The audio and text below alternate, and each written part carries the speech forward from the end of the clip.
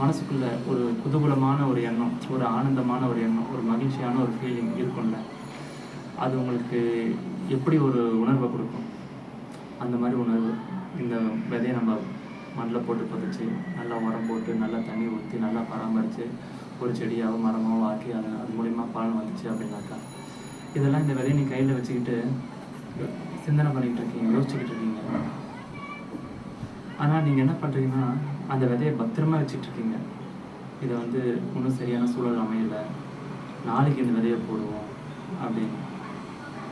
ஆனால் நாளைக்கு வந்த பிறகும் இப்பயும் சரியான சூழல் அமையலை, நாளை மறுநாள் போடுவோம் அப்படின்னு சொல்லிட்டு நாளைக்கு, நாளை மறுநாள், அடுத்த நாள் சொல்லிட்டு தள்ளி போட்டுக்கிட்டே போகிறீங்க.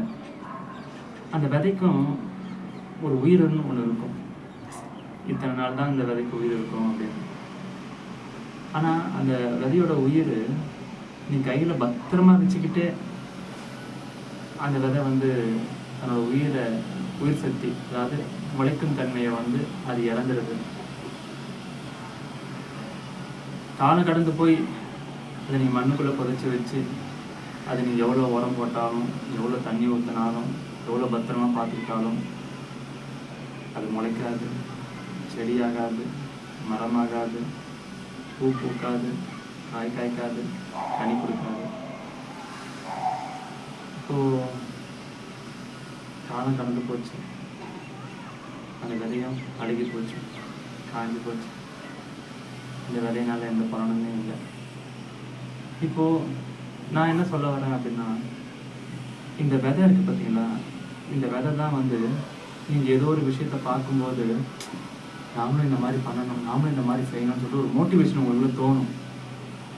அது உங்களுக்குள்ளே இருக்குது ஆல்ரெடி. ஏன்னா அந்த விதை தான் உங்களுக்குள்ளே இருக்குது. அந்த மோட்டிவேஷன் உங்களுக்கு காட்டி கொடுக்குது, உங்களுக்குள்ளே இந்த விதை இருக்குது அப்படின்னு சொல்லிட்டு. அந்த மோட்டிவேஷன் காட்டி கொடுத்துருச்சு இல்லை, அப்போது அந்த விதை இருக்கிறத காட்டி கொடுக்குறது தான் மோட்டிவேஷன்.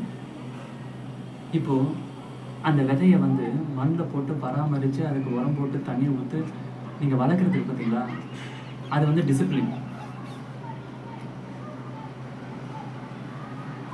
ஆனால் அந்த டிசிப்ளின்ன்ற விஷயத்தை தனியாக வச்சுக்கோங்க.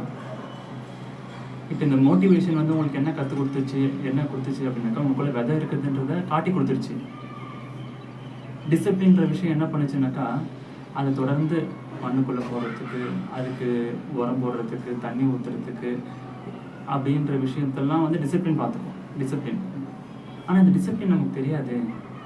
அது எப்படி?